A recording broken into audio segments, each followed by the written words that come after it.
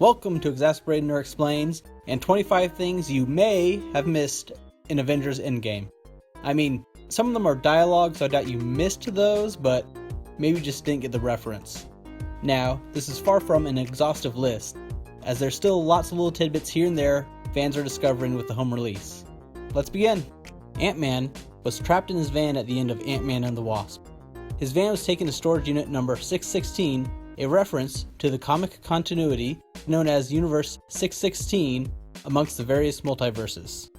In Avengers Infinity War, a reference is made to some Hulk-themed ice cream, Hulk-burn fudge is our favorite. That's a thing? Whatever. which Hulk is seen eating in Endgame.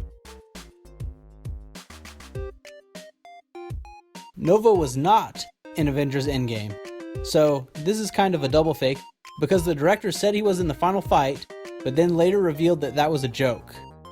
You are fake news. That didn't stop articles and speculation to make Richard Rider's first comic book appearance prices soar in anticipation of a larger role in future films. Word might not have gotten around that it was a joke, which is why it's included.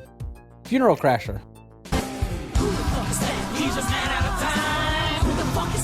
I'm not sure about you, but when I saw this in the theaters, there was a collective "Who is that?" murmured when the camera focused on him for a second. It's the kid from Iron Man 3. In Ant-Man and the Wasp, there is a discussion about calling Captain America Cap. Cap needed help. Cap? Captain America, Captain Cap. It's what we call him. So during the final battle, when Wasp responds, We're on it, Cap. they share a knowing look. New Asgard is actually the location where the Red Skull found the Tesseract in Captain America the First Avenger, and is also referenced in the beginning of the first Thor film. The helmet that Iron Man's daughter is playing with is a gift for Pepper, which she shows up in during the final fight. When they're in the past showing events directly after the first Avengers movie, Thor says, The lunch and then Asgard. I'm sorry, you are. which is a reference to the after credits shawarma scene. Ant-Man's original helmet design from the comics shows up as a prototype in the past.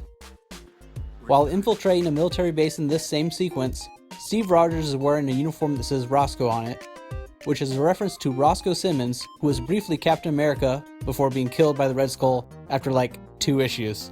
Steve Rogers and superhero identity were on something of a break. It was a rough time for him. Oh man, how many of these are there supposed to be? Okay, rapid fire. We're going to go through a whole category of callbacks. I understood that reference. No, that wasn't one of them. That was just a reference that was referencing the other references. And I am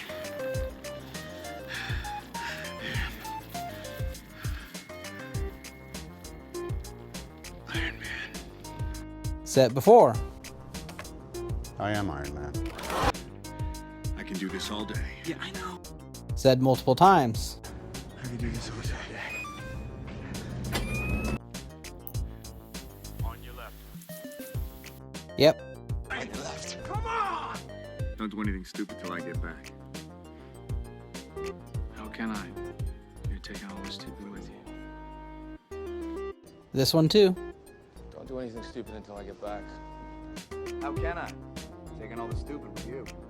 I said we'd lose. You said do that together too.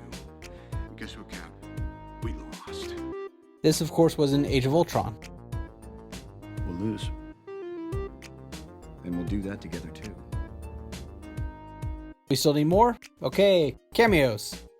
One of the directors makes an appearance, as does the creator of Thanos, Jim Starlin.